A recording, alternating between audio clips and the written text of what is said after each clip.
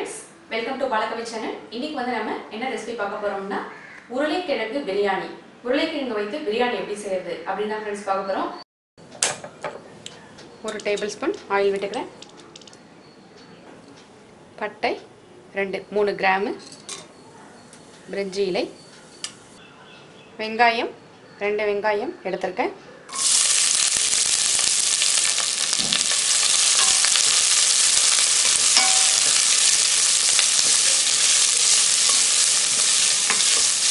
தக்காளி 2 தக்காளி சின்ன தக்காளி எடுத்துர்க்கேன்.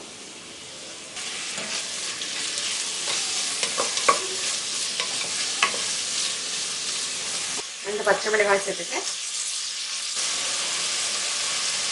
மஞ்சள் தூள் சேர்த்துக்கிறேன்.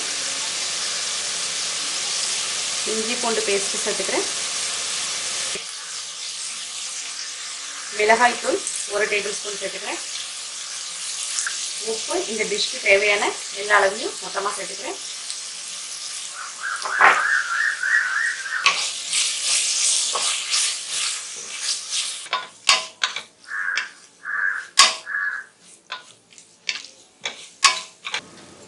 புதினா ஒரு 1/2 கப் எடுத்துருக்கேன்.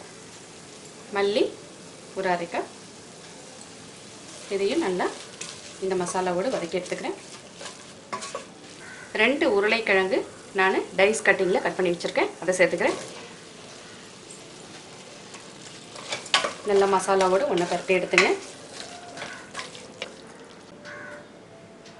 கரம் மசாலா 1 ஸ்பூன் சேர்த்துக்கிறேன்.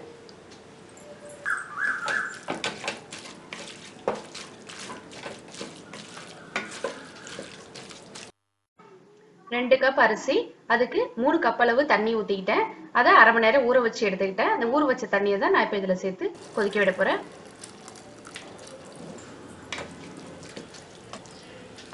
இப்போ நான் ஊற வச்சு எடுத்துக்கிட்ட அரிசியை இதோட சேர்த்துக்கிறேன்.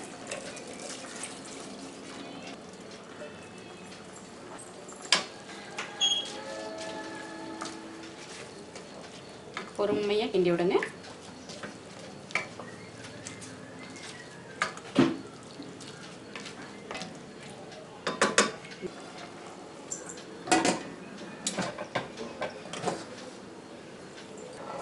கரெக்டாக ஒரு விசில் வந்தோடனே நான் ஆஃப் பண்ணிடுறேன். நல்லா நமக்கு ஏறி இறங்கிடுச்சு.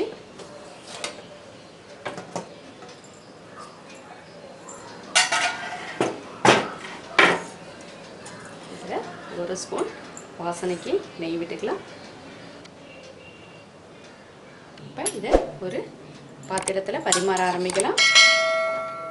அவ்வளோதான் ஃப்ரெண்ட்ஸ், சூப்பராக சுவையான சிம்பிளான உருளைக்கிழங்கு பிரியாணி ரெடி ஆகிடுச்சு. நீங்களும் செஞ்சு ட்ரை பண்ணி பாருங்கள். ட்ரை பண்ணி பார்த்துட்டு உங்களோட கமெண்ட்ஸ் ஃபீட்பேக்ஸை என்கிட்ட ஷேர் பண்ணிங்க ஃப்ரெண்ட்ஸ். இந்த வீடியோ பிடிச்சிருந்தா மறக்காமல் லைக் பண்ணிவிட்டு உங்கள் ஃப்ரெண்ட்ஸுக்கு ஷேர் பண்ணுங்கள். பாலகவி சேனலை சப்ஸ்கிரைப் பண்ணிங்க ஃப்ரெண்ட்ஸ். தேங்க்யூ ஃபார் வாட்சிங்.